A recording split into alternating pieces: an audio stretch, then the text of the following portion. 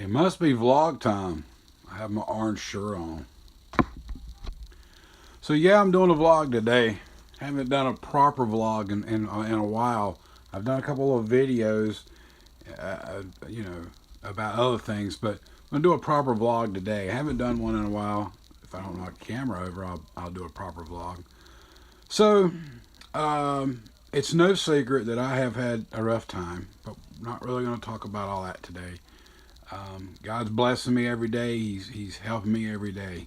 So when I started doing the vlogs back in August, I called the name of my YouTube channel The Faith and the Pain. And then in about the second or third vlog, I talked about that I wouldn't really get into my Christianity or the fact that I am a Christian. And, you know, I would just try to keep it on a day-to-day thing as far as what's going on in my life and other topics that's going on around the world or whatever. And I thought, why would I call it the faith and the pain if I'm not going to talk about my faith? I've talked about the pain quite a bit. You all know my pain. So I need to talk about my faith a little bit. And if it offends you that I'm going to talk about my faith and the fact that I'm a Christian, then go ahead and stop the video and browse on up through Facebook, because I'm going to talk about my faith. My beard looks terrible. I think I'm going to shave it all off anyway, by the way. I posted something on Facebook last week, kind of referring about me being alone, and I think some people took it as, oh, do you miss your ex-wife? Do you want a girlfriend? And that really wasn't what it was about. It was about truly being alone. I wake up alone. I eat all my meals alone. I go to bed alone. I spend the day alone. All about almost every day. My roommate, she has her own life. She does her own thing. I don't, I can't expect her to come home and hold my hand or whatever. I mean, she does her thing. She has stuff going on in her life, and that's her life. We kind of live at either end of this house. But anyway, so that's what I mean by alone.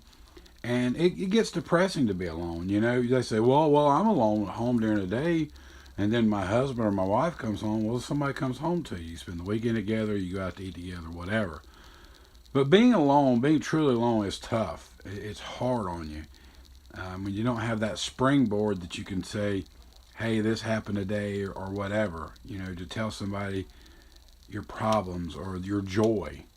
It's hard to do. But I have realized something. And I'm a little hard-headed. I don't know if you knew that or not. I'm just a little hard-headed. I'm not really alone. I'm not. When I wake up in the morning, when I get up, God's there, because you know how I know that? Because I woke up. When I eat my meals through the day, my 3 meals in the day, He's also there too, because you know how I know that? Because He provided that food that I'm eating. And when I go to bed at night, He's also there. You know how I know that? Because He gave me this really comfy queen-size bed I sleep in. So I'm really not truly alone. God's with me every step of the day, from the time I wake up to the time I go to bed. And He keeps me safe. Doesn't always feel that way sometimes, I know, because it's not physically there, but you can feel Him. There are days I definitely don't feel Him. I get frustrated, and the devil gets in there and tries to do stuff to me. But I know God's there. He pulls me through. So I'm not really alone. Yes, I would like to have company. Even a phone call or a text message. That kind of gets my mind off being alone sometimes. But God's there with me. He's been with me through this whole thing. So that's my faith. I haven't given up on Him. Last Saturday, it was actually last Saturday evening, and a video was on Facebook, and it was these young people sitting in this big old house, and they were singing Christian music. And I watched that, and it really made me miss the worship team at the church I used to go to in Hendersonville, and I remember how much I loved them. And when you got to church and they started singing and you were on your feet and holding your hand up to God and listening to that music, man, it was uplifting big time, big time. So by the time the pastor, it was usually Pastor Tony, would come out and start, talking, you were already so pumped up, full of joy and happiness and full of the Holy Spirit that, he was just like kind of like icing on the cake. The whole service was that way. And all of a sudden I missed that so bad. From where I live now, it's an hour and a half to get to that church. So I did some kind of silly. I paid, or I text one of the pastors there, and I was like, I'm just curious, am I still an owner there? We don't call ourselves members of that church. We call ourselves the owners of that church. And I said, am I still an owner? Am I still family? He says, of course you are. Are you crazy? Well, long story short, I had $22 to my name. $22. And that's about how much gas it was going to take me to get there from where I'm at. So I put that money in my gas tank. And I went to church last Sunday morning at Living Water. And it was great. Well, I had a doctor's appointment that following Tuesday, and I didn't have the gas to get there. And the devil was working on me. He was trying to make me second guess my decision to go to church instead of going to the doctor. Well, you know what? I've realized something now. It took me about a week to realize it because it's really been worrying on me. The devil's been playing on that. And I go to the doctor to get healed, to get better. Well, I went to church to get better. My heart needed some healing.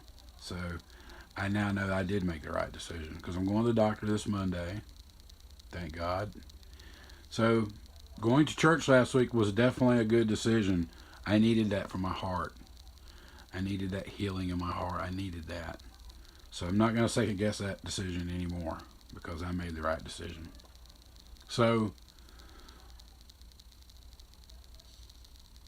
that is my faith that I've tried to keep through all this. And I know in the book of Job, it talks about Job kept his faith after he lost everything and God restored his whole life.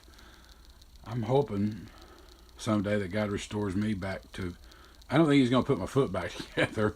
I think, if I wake up one morning and I got 5 toes, I'm going to do a vlog about it, I promise you. But I don't think that's going to happen. But if he can heal this and get me back to the strength I used to be and let me get back to work, that'd be awesome. I'm not looking for handouts. I'm not looking to live the rest of my life disabled. I want to go back to work. I want to do what I used to do. I don't know if I'll get to do exactly that, but I want to work. I don't want to sit at home. So, that's my vlog. Am I going to start vlogging again? Maybe so. Maybe so. I quit because I don't know. I shouldn't. So I'm going to try to inspire a little more. If you're not in church, find a good church to get into. If you live in the Hendersonville area, I can tell you a church you should go to. Living Water. Hopefully I'll get to go once a month with the Living Water. I hope so. We'll try. I won't get to go this Sunday. We'll talk about next Sunday. Anyway, I love you. Always remember, you're never truly alone if God is in your heart. Have a good day.